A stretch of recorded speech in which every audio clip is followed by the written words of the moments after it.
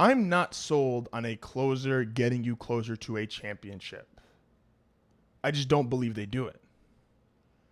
Zach Britton is one of the 2 or 3 big targets out there to get for any team during the trade deadline. And I keep asking myself, why?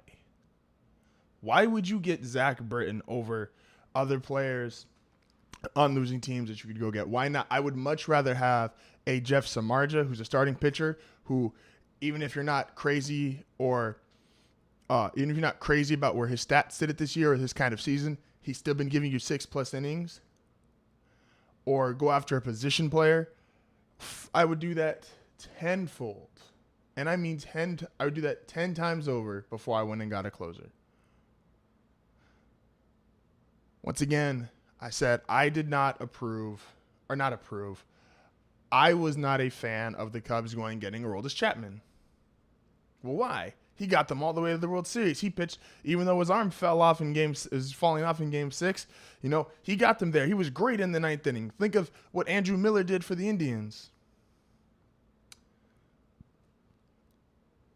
That in itself proves my point why I don't think you get a closer. No closer has ever, and I state this, and you're all gonna, I already know the first thing you're gonna say. No closer has ever won a team a championship or been even the most important person on a championship team.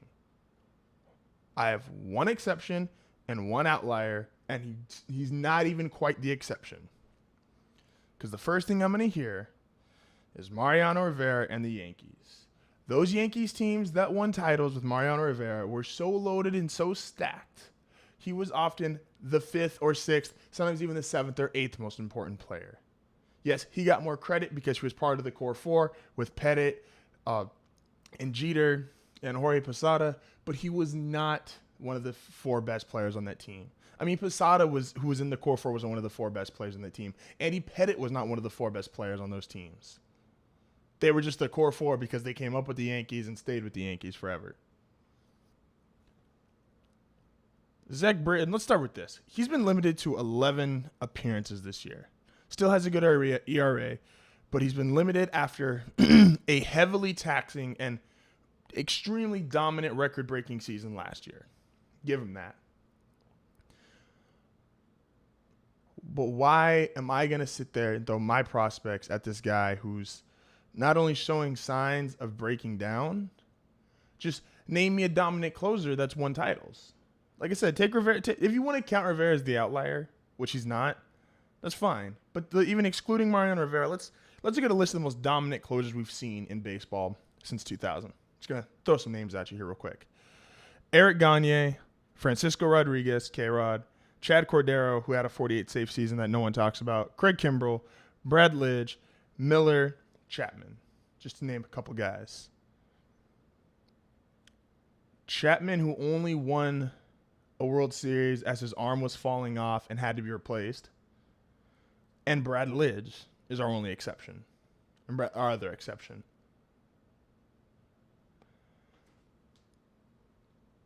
Brad Lidge had 54 saves, won a World Series with the Phillies in 2007, and then proceeded to break down ever since.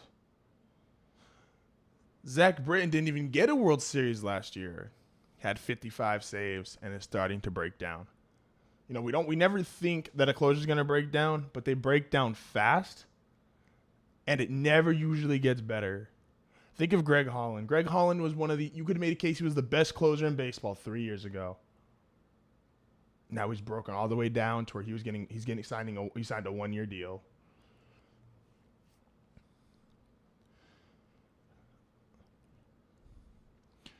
Discount, or you don't even have to discount.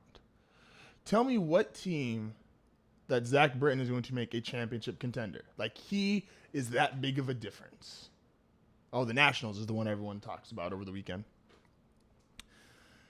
Him going to the Nationals, he is just another player. He is not even one of the 5 most important players on that team. He's not. My other reason for why you don't go after a closer is look at all the most memorable images of closers over the last 20 years. Is Trevor Hoffman blowing a save? Craig Kimbrell being left in the bullpen. It was, I forget, there was the Pirates game a couple years back where it wasn't Melanson, but Jason Grilly was stuck in the bullpen. You have a guy whose impact on the game is so dependent on the other players. He could be the greatest ever and never show up in a game. He's got a specific situation that is too specific for you to count on a reliable basis, especially if you have to give up multiple players, if you have to give up any current major league players. They're too specific. They don't win. And he's already breaking down just like the rest of these guys did, who, look at the most dominant closers I just mentioned. Gagne broke down. K-Rod broke down. Chad Cordero, fluke.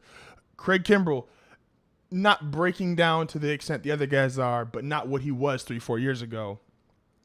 Andrew Miller, who's current, and Aroldis Chapman, who broke down towards the end of last season. These guys just aren't consistent because their whole thing is they rear their arm back as hard as they can and try to throw 120 miles through the catcher.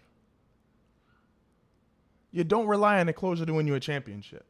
Zach Britton is the last guy I go after if I'm a team looking for a trade deadline player. He's the last guy I go to. Unless the Orioles are willing to give him away for almost nothing, then hey, go for it.